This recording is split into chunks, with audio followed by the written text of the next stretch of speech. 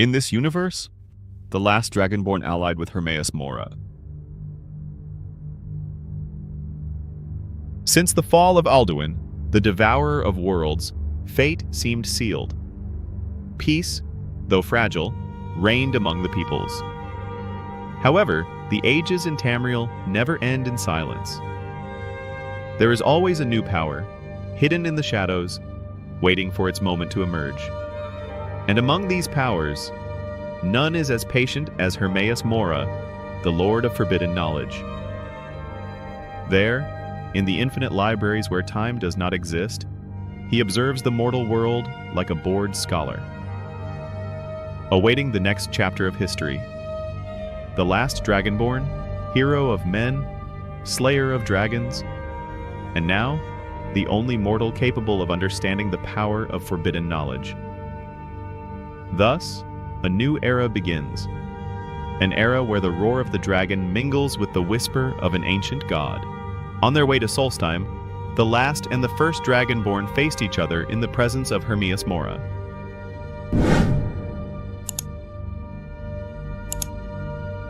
From there, the last Dragonborn returned a man haunted by whispers. For, in the depths of Apocrypha, when Mirok's soul was claimed, another voice had spoken to him, calm, patient, eternal. Mora had observed the mortal world for countless ages. He had seen empires fall through pride, faith, love, but never through the pursuit of knowledge. And so, he sought a mortal not to worship him, but to rewrite the world in his image. In the black libraries of Apocrypha, amidst rivers of ink and whispering eyes, the pact was sealed. Mora promised neither kingdoms nor gold. He offered the lost words of the voice, shouts of the Dawn Age, capable of bending the very mind. The Dragonborn accepted, worshipping before him his newest great master. After all, what greater power could exist than knowledge of all things? When he returned to Tamriel, his eyes had changed. In his pupils, runes moved like living beings. He began his work in secret. In the underground of solitude, he built the Bibliotheca Apocrypha, an immense sanctuary of scrolls and glyphs. Alongside him gathered the exiles of forbidden curiosity, Telvanni mages banished from Morrowind, historians studying the Dwemer obsessed with the fragments of Kegrenak, and Imperial battalions of mages disillusioned with the decaying throne. Before creating the library, Hermaeus Mora himself met with these scholars in dreams, summoning them to a meeting with the Dragonborn. From this union was born a new order, the Scribes of the Abyss, sworn to the Dragonborn and Mora. They wore black and green armor, engraved with moving glyphs. On their banners, a single eye surrounded by tentacles, the symbol of Mora. Their soldiers were chosen for their strength and memory. Each carried books on their backs, written in vivid ink, and fought with blades and words capable of driving people mad. The Dragonborn led the army of perception, divided into three orders: the Sages of the Voice, mages who confused and dominated minds; the Ink Guard, warriors in oiled and enchanted armor; and the Archivists, spies and assassins who altered records, histories, and letters. Subtly and silently, the Dragonborn does not begin his offensive in solitude. Instead, he infiltrates the minds of the city's rulers, weaving such delicate enchantments that they become indistinguishable from their very thoughts. Instantly, they come to believe they are in control, imagining themselves strategists in a crisis that, in truth, had already been written by another. While solitude remains asleep in illusions of power, the true movement begins in the Reach. There, under the cloak of mountains and fog, the Dragonborn sends his army, disguised by magic so subtle that it transforms them into ordinary citizens. Thus camouflaged, they infiltrate villages, forts, and roads, spreading like a silent plague. When the attack begins, it is brutal and precise with every whispered order. Those who resist are subjugated without mercy. Those who surrender are re-educated, immersed in spells of forced knowledge until their wills bend and their memories are rewritten.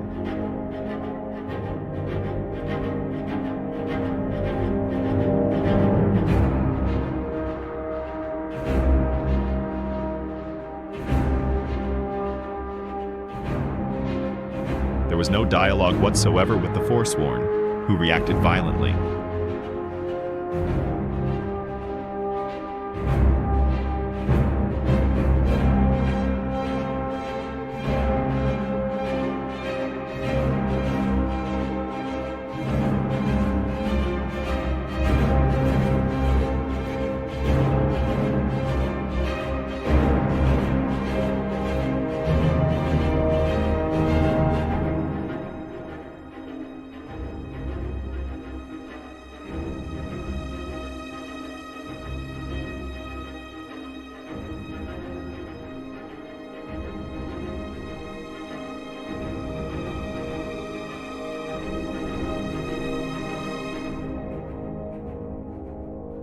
After the Reach, it was time for all of Skyrim.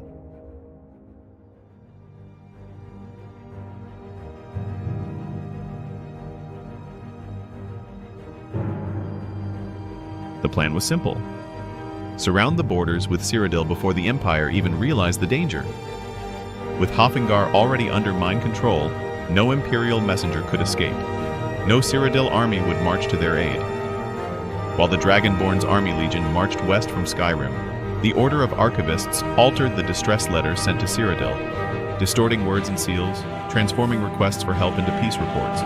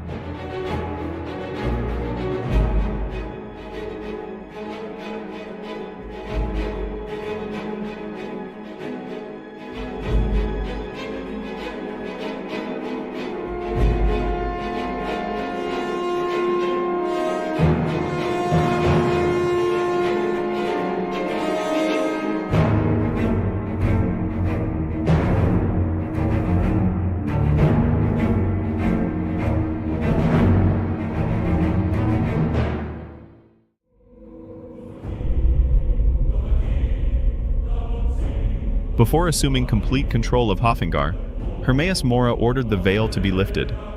The rulers, freed from the mental influence, contemplated in horror what had been done during their silent servitude. Subjugated cities, legions formed under their own orders, and the banner of solitude waving with a new symbol. Despair consumed them. There was no surrender possible, for the war was already lost before it even began. Thus, the throne of the Blue Palace was given to the Dragonborn, not by conquest, but by inevitability. Dominion over Skyrim was only the first chapter. Soon, the tentacles of forbidden knowledge would extend throughout Tamriel.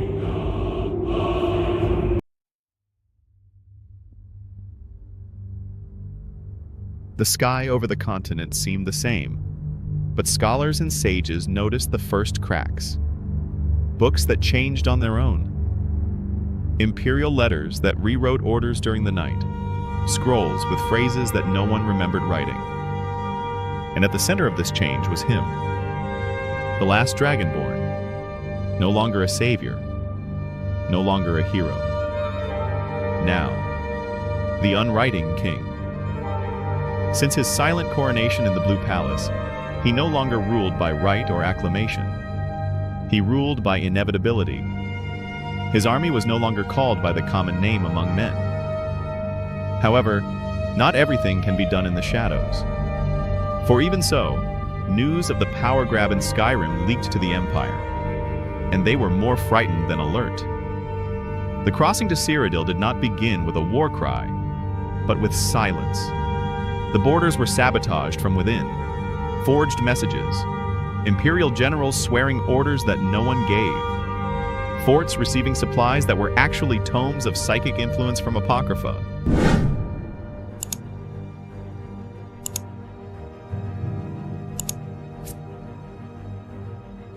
When the Order marched, it was no longer marching against a united empire.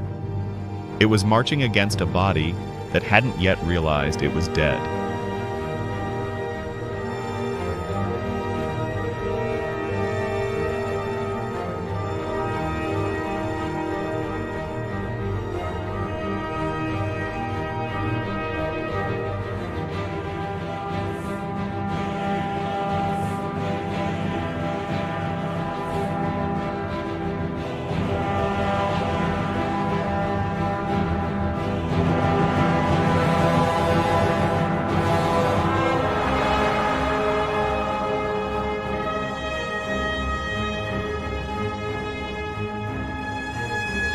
The fall of the Imperial city was a strategic massacre.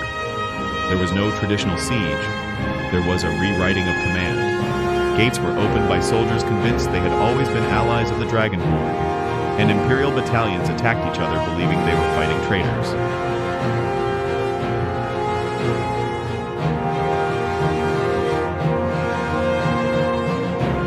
The Argonians, fearing an advance from the invading army and taking advantage of Cyrodiil's instability, annexed the Nibene Valley region, sending a clear message to the attackers.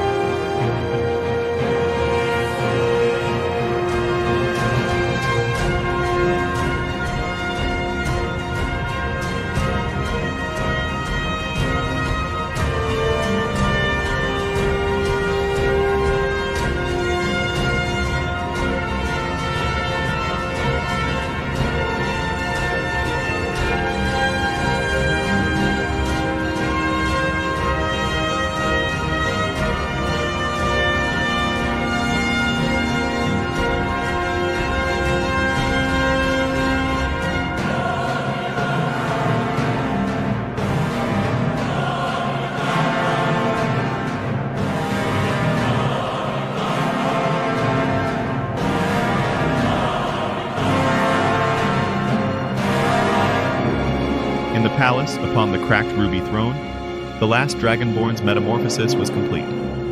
Not visually, he still appeared mortal, but ontologically. His voice no longer echoed. It faded. And in that moment, Tamriel lost the hero it had, and gained the king who would erase everything. High Rock, aligned with Cyrodiil, rushed to protect its borders, seemingly its worst mistake. As its kingdoms were attacked by the Dragonborn's armies, accounts contradicted themselves.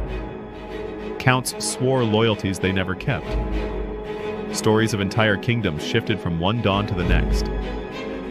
No one knew anymore. Who started the war? Who was an ally? Who was still alive, or even who never existed?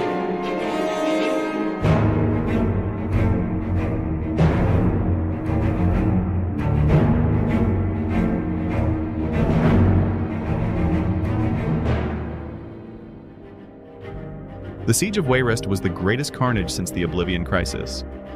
But the most terrifying thing wasn't the dead. It was that, the next day, half the population remembered another version of the massacre. Thousands swore they saw the Dragonborn saving the city. Thousands swore they saw him destroying it. Both versions were right. Because he no longer just wrote history, he rewrote the memory of those who survived it. But not all fell into chaos. In the East, where fire is tradition and dust is prayer, reality is harder to edit. The resistance was led by House Redoran, unshakable as stone, and the Ashlanders, driven by an oral memory impossible to rewrite. Seeing their Telvanni allies siding with the enemy, Morrowind felt deeply betrayed. When war came to Morrowind, it didn't begin with marches, it began with a ritual. The rise of the Unwriting King was already distorting time, narrative, and identity. But there, in the heart of the Velothi, history was the reason for being. Every death was a testament, every ancestor, proof. Then the forces of Mora surrounded the territory, to invade, but also to erase. The invasion was brutal. Poisoned wells with fractured memories, storms of black ink raining from the sky. And at the height of the battle, thousands died not by blades, but by forgetting how to breathe, fight, or pray. Because the Order no longer killed just bodies, it killed definitions.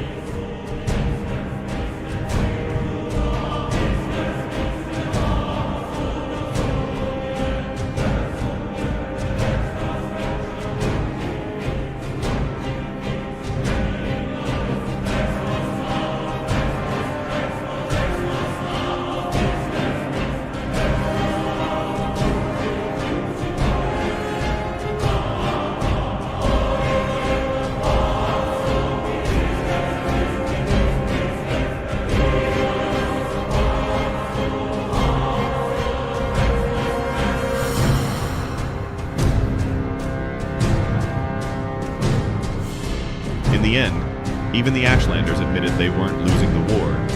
They were losing the history of what it means to fight. Tamriel burned in silence.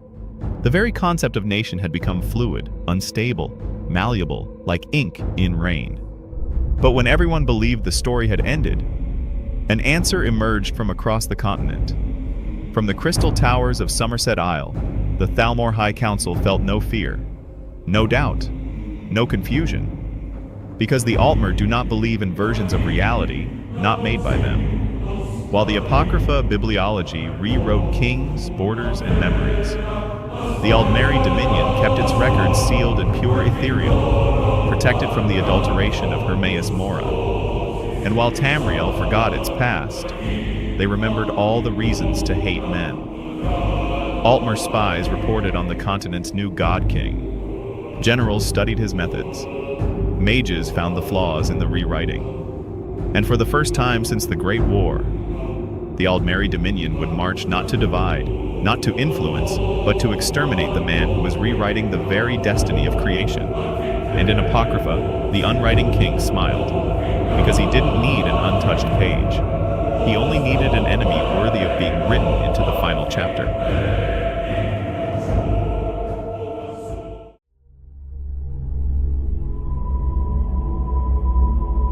Having nearly annexed Tamriel, the Dragonborn, now the Unwriting King, established his reign in fear and silence. In contrast, Black Marsh, Hammerfell, and the Aldmeri Dominion remained resistant. The Argonians, through the Hist, militarily reinforced their borders, a similar action taken by the Red Guards in Hammerfell.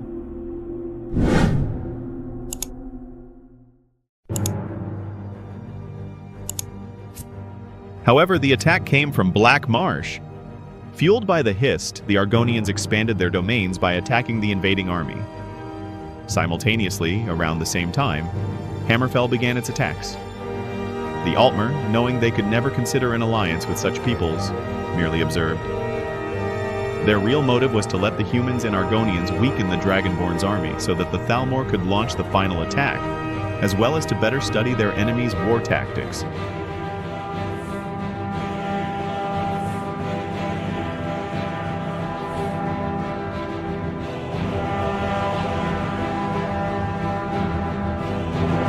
The Dragonborn invaders tried, but the difficulty in invading the Argonian swamps was immense.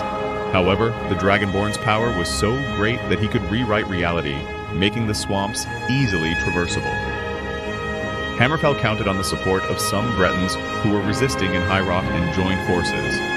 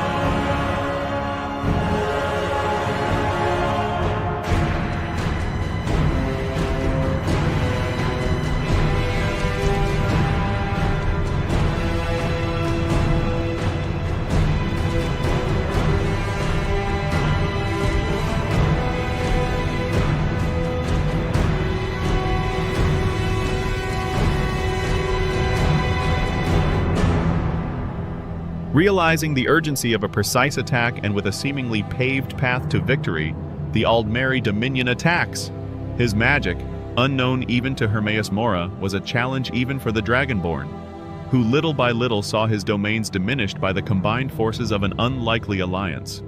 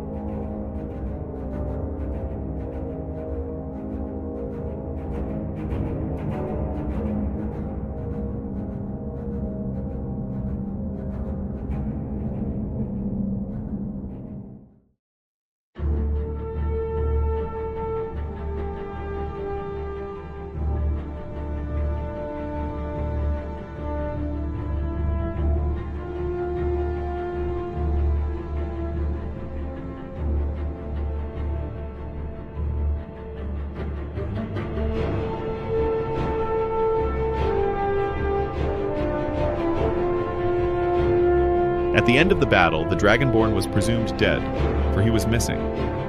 The world had been reclaimed. Mora's magic had dissipated from Tamriel, and as the years passed, the continent began to recover with a unified council of men, elves, orcs, Khajiit, and Argonians.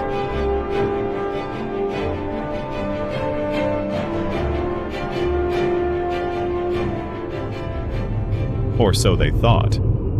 The Dragonborn's power level in unlocking forbidden knowledge and rewriting reality gave him the ability to manipulate it at will whenever he wanted. But that's not what he did. At one point, he conquered Tamriel even before the Aldmeri Dominion joined the southern continent. And to escape the boredom of having a world in his hands, he cast a reality-altering spell on everyone, in which their inanimate bodies lived in their minds, in an alternate reality where they emerged victorious. But only in their minds. The Unwriting King was always victorious, for he was the one who wrote the history of the world now.